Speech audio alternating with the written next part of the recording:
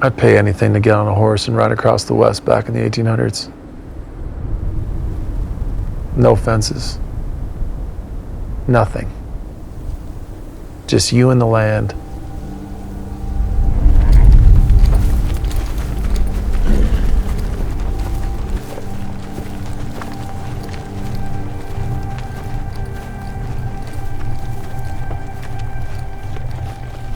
I think originally a fence was meant to keep things in.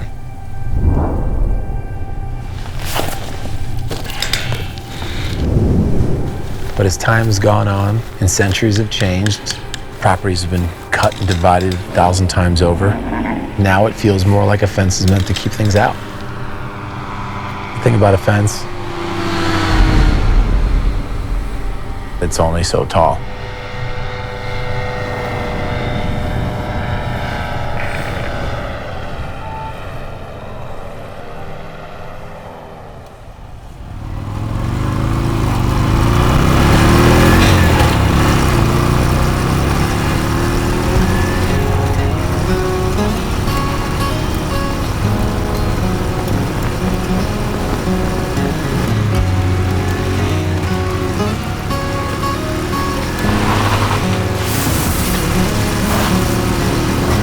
Sometimes I dream.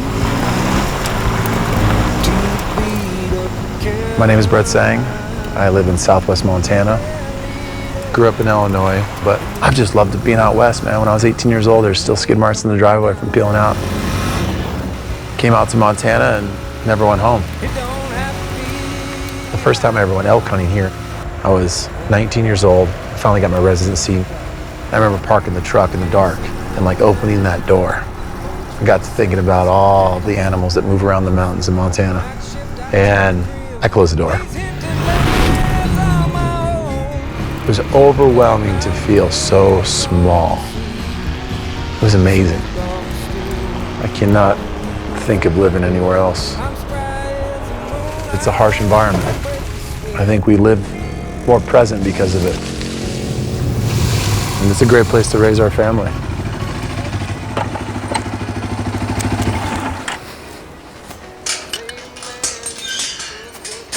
Bowen! Bowen! Hey, big boy. Come here. Come here. How are you? Oh. How are you? Good.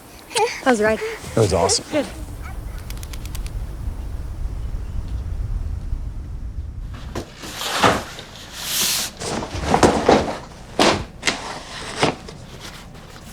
We're only about 20 days away from elk season, and got a new prototype. Whoa.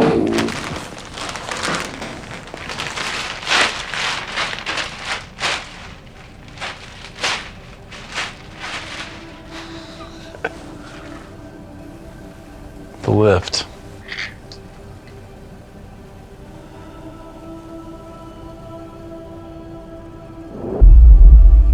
From the very first time I went elk hunting to the base of Bridger Bowl, which is public national forest, and parked in the parking lot and walked the ski runs, through trial and error and a lot of gas, I found that there's other places outside of my home where I can hunt elk. I like it. I dig. This is gonna be fun. You start to learn the laws of Montana, and then you start to understand how you can apply them to certain pieces of ground. I remember going down to the recorder's office and getting cadastral maps showing me land ownership. I saw all the yellow land out there that was completely landlocked. These squares, or, sometimes they look like weird Tetris pieces.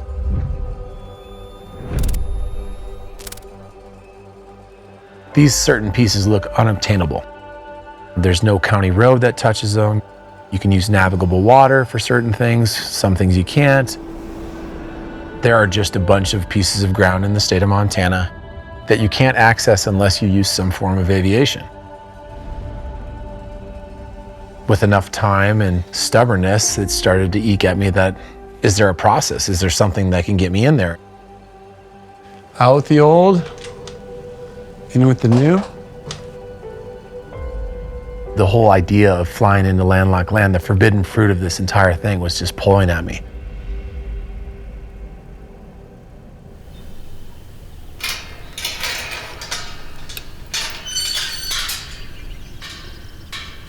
I thought about hiring a helicopter to fly me into some of this access. But there's very few chopper pilots in Montana, and it's not cheap to do. Beautiful. But then I found a 3-wheeled paramotor. I didn't even know what a paramotor was. Thinking about getting into the sport, you're like, should I go foot launch or trike?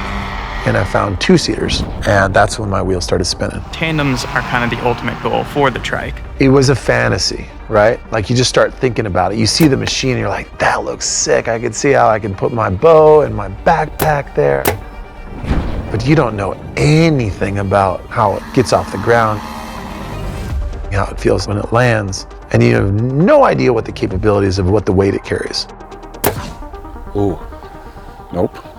I fantasized about this for a year. I find out where I can learn. They have the machine sitting there in the showroom. Everything's lining up. I was ready to go into all of it. I booked my classes, and they're down in Lake Wales, Florida. Holy, so sick. If you messed it up, you're dead. So I'm there for 12 days. I'm there solo. I'm going through all these mixed emotions. Am I brave enough? Do I have the courage to fly? What was I thinking? We're gonna go for a long flight tomorrow, so there's a bunch in there. We spent a couple days in the classroom before we go out and actually try to fly. You're live. They say it's the first one that's been delivered in the United States, I'm pretty sure. That first flight. Get your wing up, you're looking left and right, making sure there's nothing in there, and you're balancing here. I took off the ground. The whole time in the back of your mind, you are in a room that's on fire. Figure it out right now. Take all your emotions, gather them, bundle them, look past that, be present, be confident, be courageous, have bravery, keep flying, actively fly that plane. I like challenging my fear. I like controlling it as best I can. I like being that focused. I don't plan on having accidents with it. I could feel the focus. Like I felt alive, that's what it is. It's like all this emotion that I'm telling you about is feeling alive. And I loved it.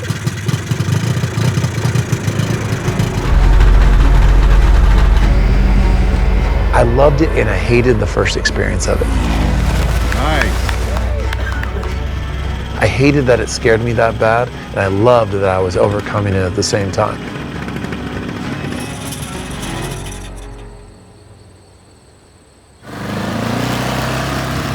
We're almost here, man. I just got back from Florida. The trike is being shipped next week.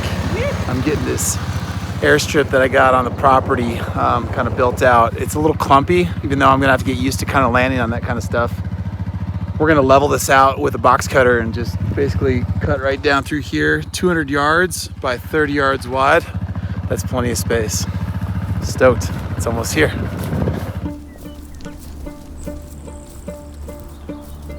Where our house sits, we're considered Class E airspace.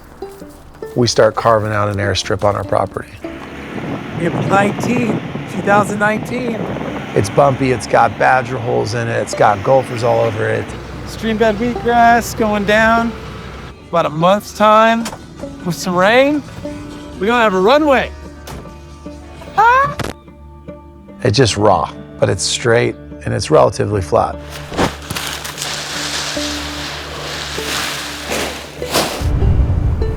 I haven't flown now in 3 months, 4 months.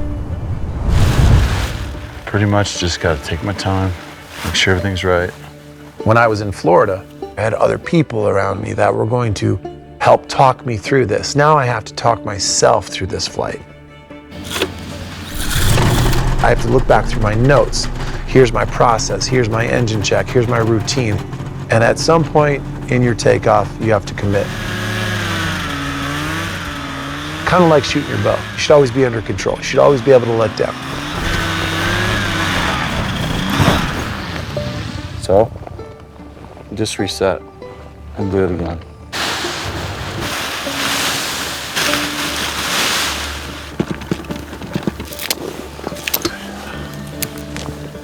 All right. This is gonna be the one.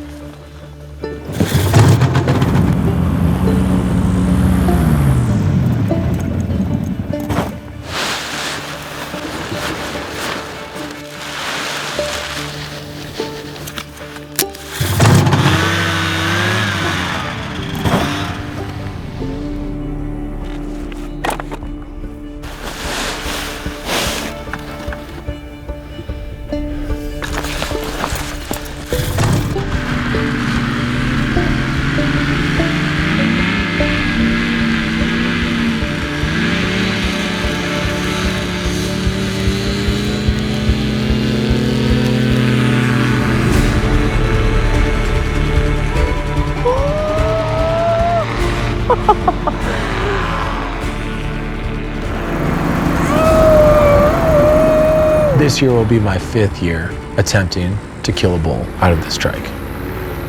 I've tried this 3 times in 4 years, and that's not a lot of reps. I've flown here at the house plenty of times. Not having a lot of reps in the field is different. You know, I can't clear the runways there like I can clear here at my house. Does the 2-track look the same? Are there a bunch of cattle in there? Are there turkeys gonna fly into my way? I mean, I've had all these experiences. I haven't had any extremely rough weather, but that doesn't mean that that isn't gonna happen this time.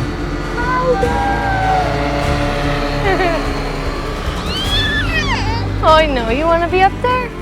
So the 4th year that I had the trike, I didn't hunt at all.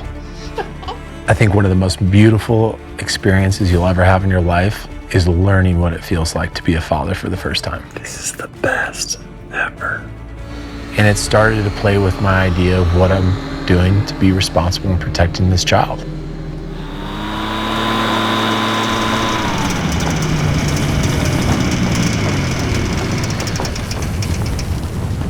I just ran out of fuel. Going down.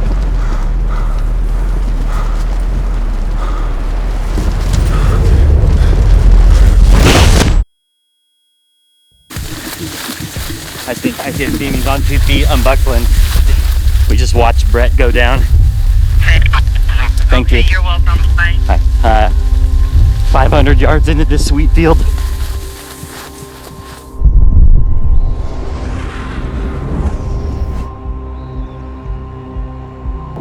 When you become a father, you have a sense of responsibility that's above and beyond your own needs, right? At this stage in the game, he completely relies on his mother and I. Yeah. So that has changed a lot of my emotions for flying. And like, can you say cock-a-doodle? Oh, really? If at any point my wife didn't support this anymore and said, no more Brett, you're being irresponsible, I'd stop.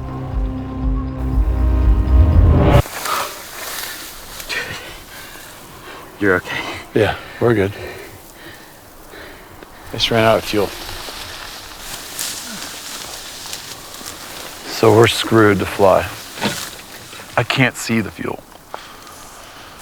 I'm so glad you're okay, man. We flew too much. I should have just gone back. I thought about going back in between, but yeah, we shouldn't have flown that much. Feel bad on their field.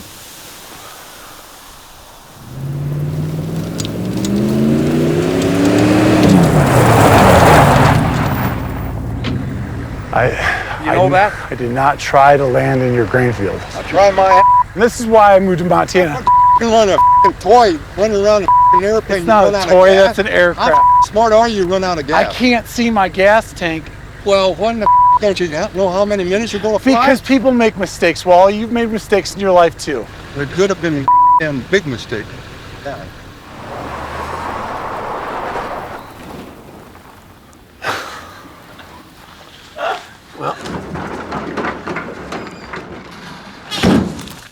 Think I'll make the paper? Doesn't quite look straight, does it? No, it doesn't.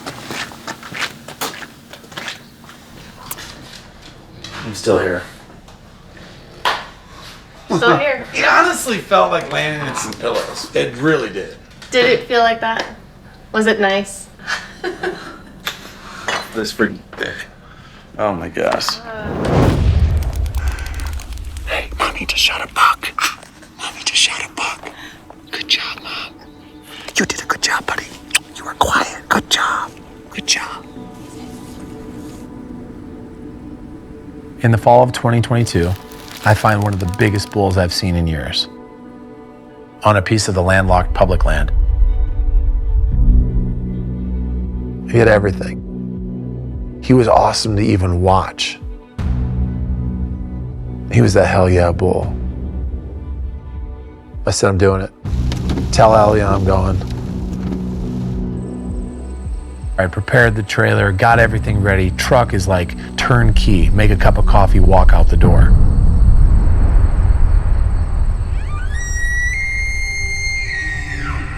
And I'm laying in bed. I couldn't stop thinking about Waylon. I just had this overwhelming feeling that I was making the wrong decision. With tears in my eyes, I rolled over and told Allie, like, I'm not gonna do this. And she said, I respect your decision, whatever you decide to do. It's sunny out, you gotta wear your hat. You ready? You know where we're at. Come on. Come on. Let's go. Okay. I've been asked by people that know about the trike, you know, now that you're a father, how can you possibly fly that thing knowing the dangers involved? And like, I might be looking back on it when I'm 70 going like, what were you thinking? But I'm passionate about it right now. I'm focused. I want Waylon to know that if you set your mind to something and you want to achieve it, like, finish it. Yeah.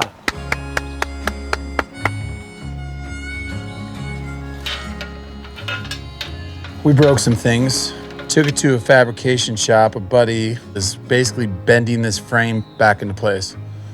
Gotta get back on that horse. You get bucked off, you get back on that horse. What brought me back to hunting out of the trike in my 5th year was ultimately that I wanted to finish out what I had set out to do.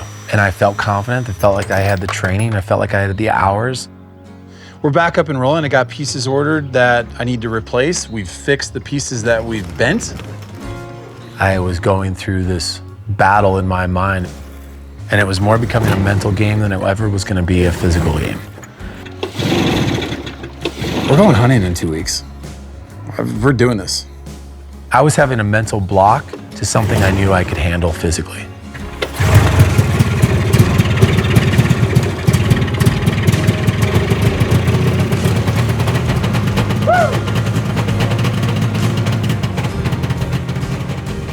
Are you leaving? Yeah. Oh, you're leaving? Yeah, Oh. I'm out here. I love you. You'll know everything that happens. Go kill a big bull and come I home. love you. I'll be dreaming about bulls and wind patterns. Yes. Don't mess it up. Could be everything. Don't say that. Go get him. I love you. Take care of our boy. We're getting really close. We're gonna camp out tonight. Tomorrow morning looks like an awesome day to fly, and I have to wait the entire day once we get in there. We gotta give it 24 hours. I can't hunt till the next following day, but it's all right, you know? Poke around, do some scouting, get up on top of a ridge, and try to get a beat on what's going on. The things that I'm learning from being a paramotorist are teaching me a lot of other things about life in general. I'm overcoming certain things that I can't even describe to you well every time I fly. And that gives me more strength when I go to do something that also makes me uncomfortable. Her baby. I set out on a goal to fly into landlocked public land. Part of what I envisioned was a picture of me flying over Montana with a bull elk rack on the front of that trike and all the meat I need to feed my family. Flying back to my truck and a beautiful morning sunrise and landing safely. And once I finish that, once I have that in front of me, I'm gonna quit paramotoring.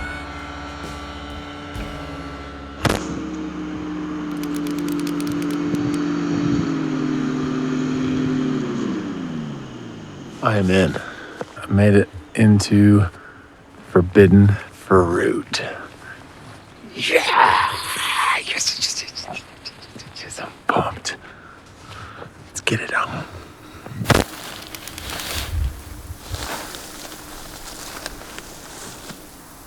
It's finally culminated to this very moment where I got to land in landlocked public land. I'm on the forbidden fruit. I can eat it. I'm here. I'm at the top of the tree and I did it legally.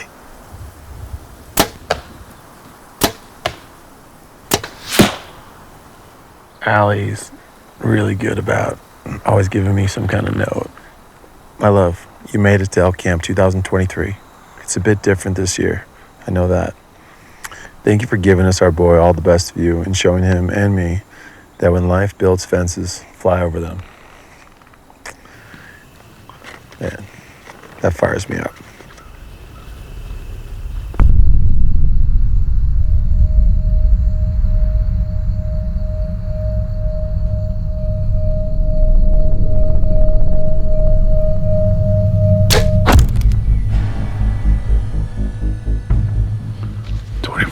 It's over. Let's go on. It's opening day.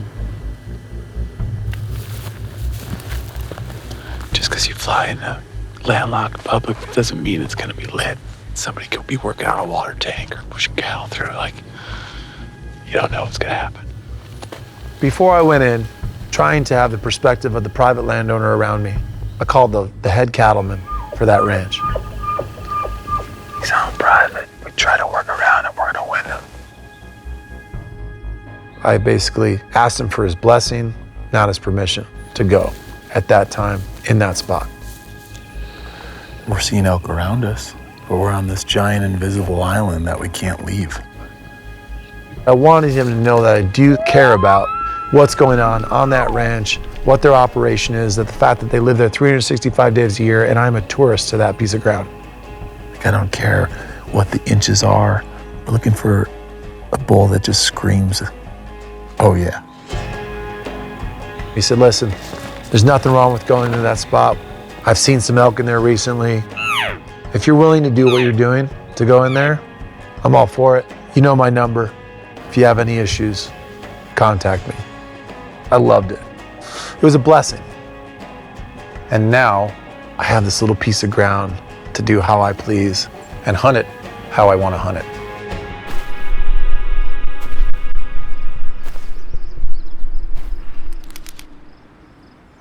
My wife just texted me that Waylon keeps walking around the house, all the places that could be, like the kitchen or the bow shop. He just keeps saying, daddy, daddy, daddy.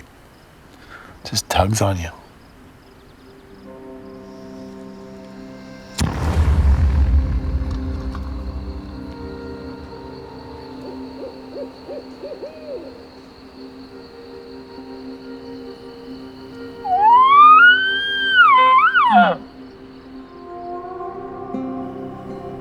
I think of having an experience with an elk like doing a push-up.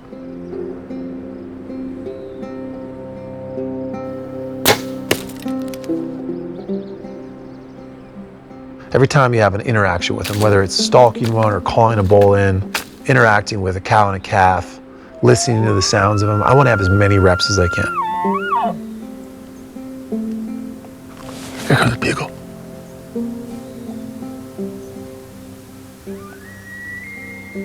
I just watch him do it. I want to do 100 push-ups a day if I could.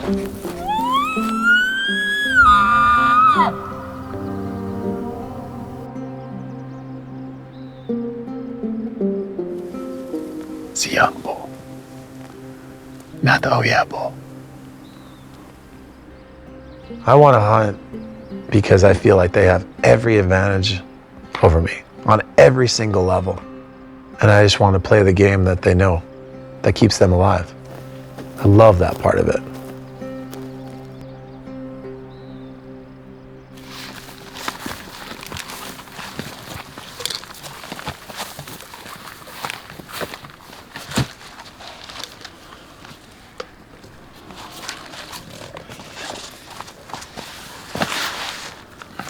Yeah, Allie's message came about an hour ago. It's looking like a nice weather day in the morning to fly out of here.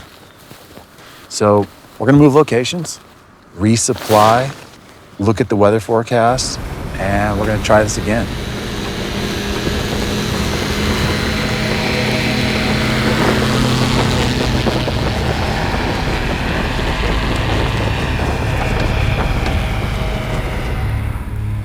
Hi, how are you? Yeah. How are you? Hello, dogs. What do the dogs say?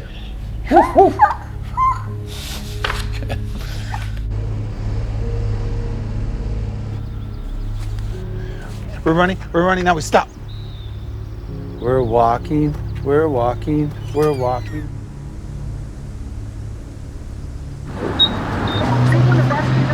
Round 2. Well, that would be 4, but round 2.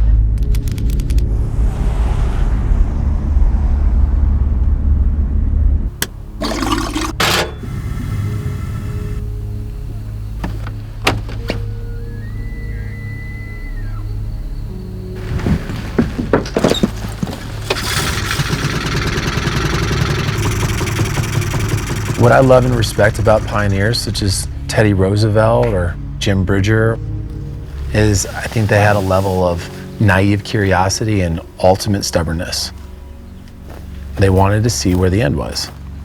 They wanted to see how far this river went. They wanted to see where that mountain ended. They wanted to see if there's another ocean over there. He's bugling. He's talking. He's off the public land. We can't go over there. So you have to find out what the real reality is, and then you ultimately have to decide whether or not it's worth it to continue. no need to get greedy yet. No, we just got here. There's plenty of time to mess this up.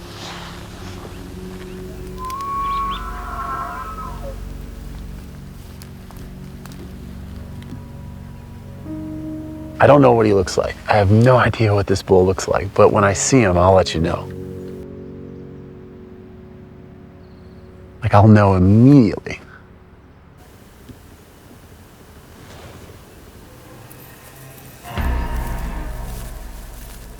It's our boy. It's our boy, Shooter.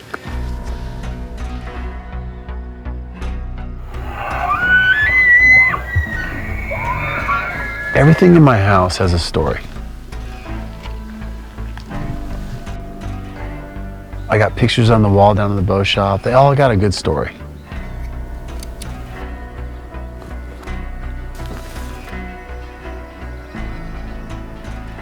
And at the end of the day, that's what we have.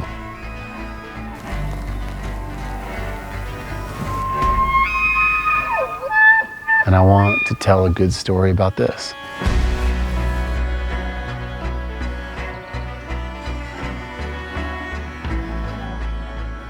Closest he got was 95. If he would have run those spikes a little bit more, we would have shot him. It's close.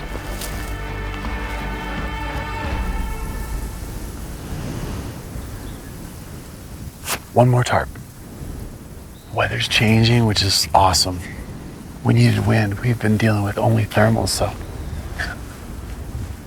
weather's gonna change things up. Maybe for the worse, I don't know, but it's gonna change something. So, put a tarp on.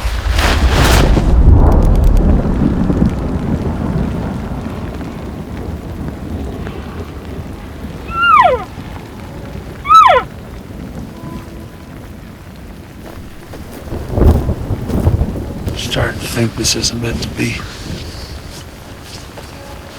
It sucks going to that place as 100, but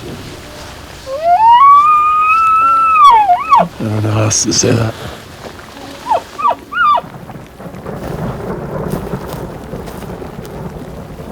What do you want? What do you want me to say?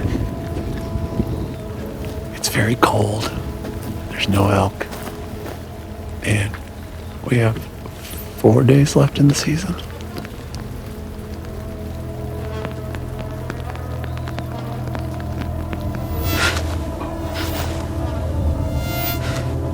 This could be a problem.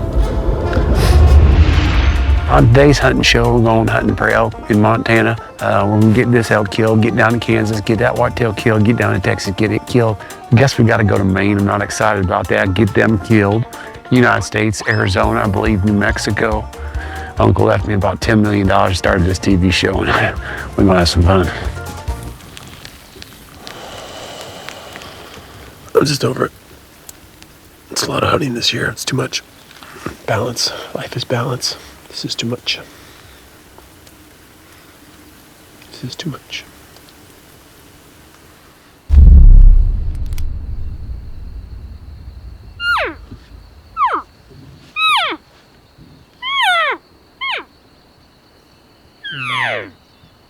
I'm giving some desperation cow calls, and we got a little bull coming up the hill for us. My wife would shoot him. She'd be like, yeah, let's fly that one out. Yeah. I like her attitude.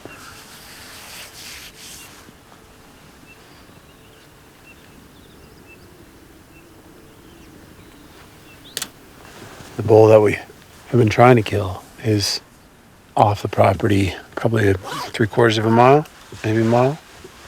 It just might be one of those things where it's not meant to be this season. This is our last evening, so I've raised my volume on my voice, but we've been whispering pretty much for 7 days. And it feels good to talk out loud. This has been an experience in itself. My solo trips before this. I've been to this tree before. Like, no one camps here. This is my camp spot. I love that. I'm waiting for that feeling I had when I drove out of here last year after I filmed that bull on the other side. And I was like, I'm going home, I'm packing the trike, and I'll be back here in the morning to fly. I'm getting 3 hours of sleep. That bull was making me want to do that. I feel a little irresponsible as a father right now doing this. Like, he needs me more than I need an elk out of a paramotor. But I also feel like maybe this could be useful for him later on in life. Because I don't want him to be scared to do things. I want him to have courage to express himself. One side of me is saying, be courageous, believe in what you're doing, believe in yourself, be confident, and go for it. The other side of me is saying, you're a father. You have an obligation to raise this child. We get accustomed to the things that we do dangerously every day, such as a vehicle. I trust you're not drunk. I trust you're not texting. I trust you're going to stay on the road. If something happens to me because of the paramotor, it's not because I didn't do everything I could to make a conscious decision to be safe. I want him to know his dad is like his confident man. You blow. Not, oh man, once I had you, I didn't go on like dream hunts anymore. I just focused on raising you. Like, no, enjoy your life. How am I supposed to show him the passion and drive to teach him if I don't obtain it myself? Yeah, that's right. And so that's what this is.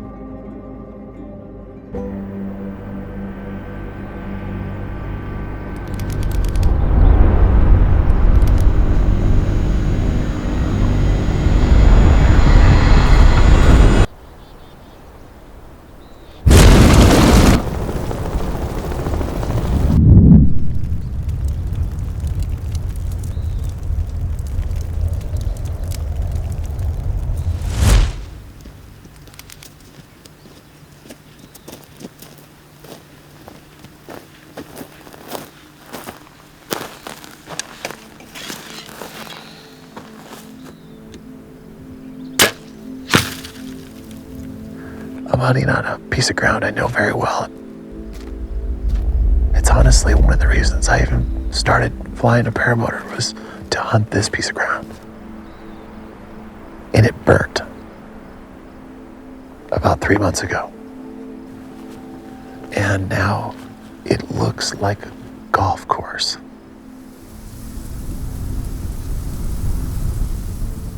It's gonna be tough, man. I hope it happens where there's at least burnt timber, because this is nothing.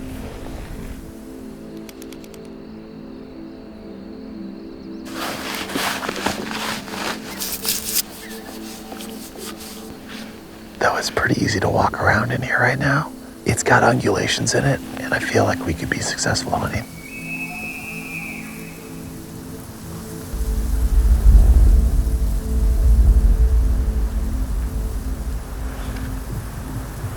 Too exposed. I can't go down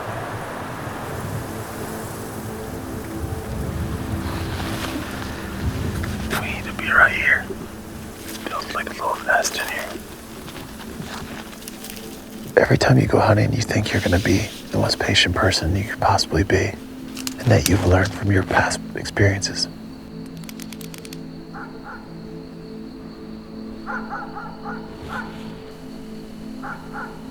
It's a lot of dogs. Cowboys gotta be pushing cattle. I feel like it's a challenge every time.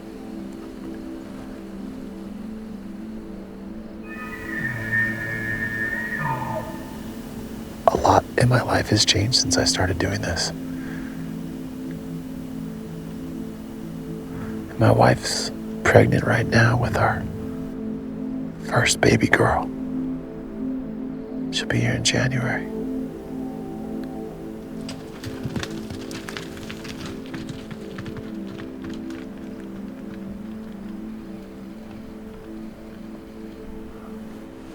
No bull. I don't know how long I'm here for. And I have a lot of water.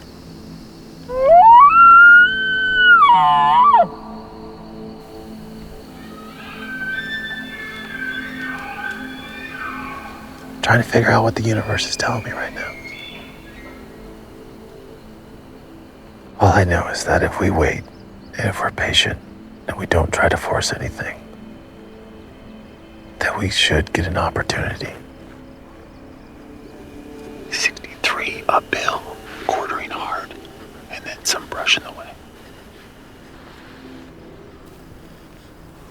And I need one opportunity. I need one good bull to come by me.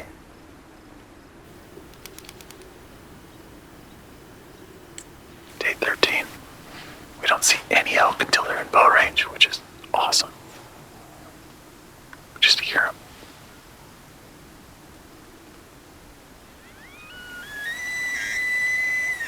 Where's that bull at?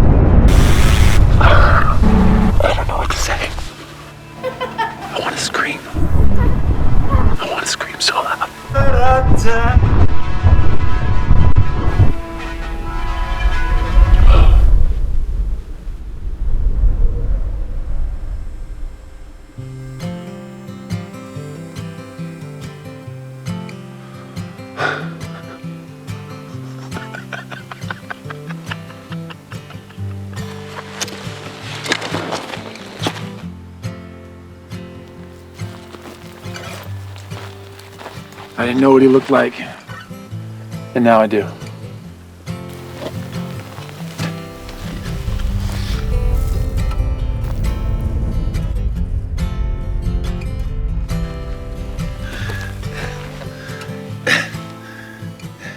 Thank you for your life, Mr. Bull. You're not just another elk. You got a big story behind you. He's gonna look pretty good on the front of a paramotor.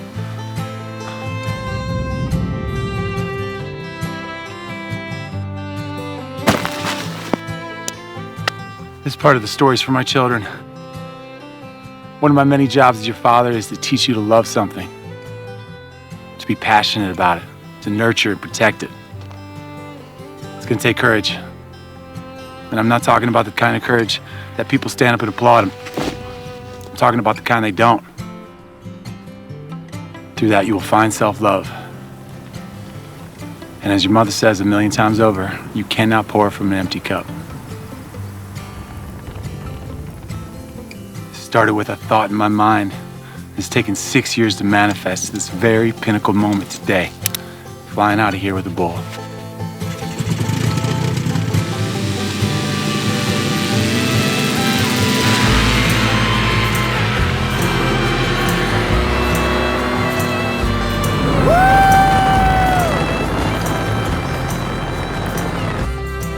I'm gonna be here as long as I can to teach you some things. I'm gonna stand right by your side.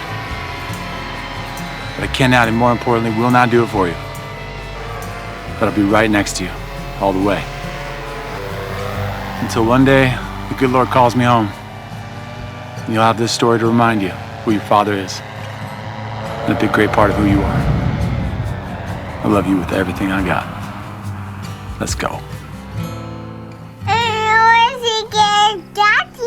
You're gonna see Daddy? I'm gonna see Daddy. Hi, Dad. Can I go with you? No. Oh, it's been a long time. Do you want to eat some elk meat? Yeah. Daddy, you got big out. Whoa. Cause I said it would never be me to waver in this faith I decree. The apple don't fall far from the tree. The human condition's hereditary.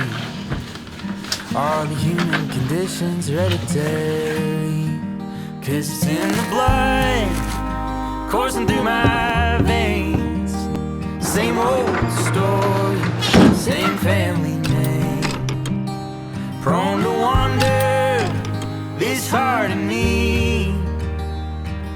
Human conditions hereditary. So would you come take an axe to my family tree? Oh Heavenly Father, would you adopt me?